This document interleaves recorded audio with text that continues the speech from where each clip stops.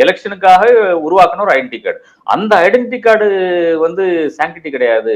அதே மாதிரி ஆதார் என்பது என்னுடைய எல்லா இருக்கிற சரித்திரம் பூரா ஐரிஸ்ல இருந்து கைரேகைகள் இருந்து எல்லாத்தையும் வாங்கி வச்சுட்டு அதுவும் வந்து ப்ரூஃப் கிடையாதுன்னு சொன்னா இது என்ன மாதிரி ஒரு போங்கு விஷயம் எனக்கு புரிய மாட்டேங்குது. அப்ப முழுக்க முழுக்க தேர்தல் ஆணையத்தை பொறுத்தவரை தேர்தல் ஆணையத்துக்கு கிளியர் டைரக்ஷன் தேவை. ஏனென்றால் அவர்கள் வந்து விலை போன நபர்களாகத்தான் நான் பார்க்கிறேன். 100% வந்து பாஜகவினுடைய கைக்கூலிகளாகத்தான் வேலை செய்து கொண்டிருக்கிறார்கள்.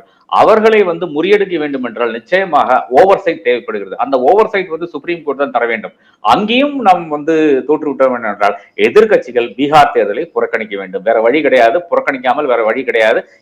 இவனுங்களே உட்கார்ந்துட்டு போட்டோம் என்ற ஒரு அந்த அடிப்படையில் வந்து இவர்கள் விட்டுவிட வேண்டும் என்று நான் கருதுகிறேன். இதுல பிஜேபியினுடைய பல ஈக்குவேஷன்ஸ் வந்து இதுல தாறுமாறா போயிடும்.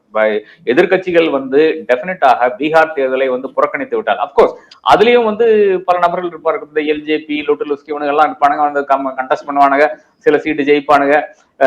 இது நம்ம வந்து இந்தியால பார்த்தது கிடையாதுங்க. ஆனா இலங்கையில பல இடங்கள் எல்லாம் பார்த்திருக்கோம். அதாவது எதிர்கட்சிகள் இல்லாத பங்களாதேஷ்ல பார்த்திருக்கோம். எதிர்கட்சிகளே இல்லாத அசம்பிளிஸ் நம்ம வந்து பார்த்திருக்கோம், நாடாளுமன்றங்களை பார்த்திருக்கிறோம். அந்த அங்கதான் நாம் வந்து பயணித்துக் கொண்டிருக்கிறோம். 2029 தேர்தல் இதை வைத்து பார்க்கும்போது 2029 தேர்தல் வந்து மிக மிக மோசமான ஒரு தேர்தலாக நடக்கக்கூடிய அந்த வாய்ப்பு இருக்கிறது. ஆனால் ஏனென்றால் அந்த மாதிரியான ஒரு தேர்தல் ஆணையம் தான் உட்கார்ந்து கொண்டிருக்கிறது.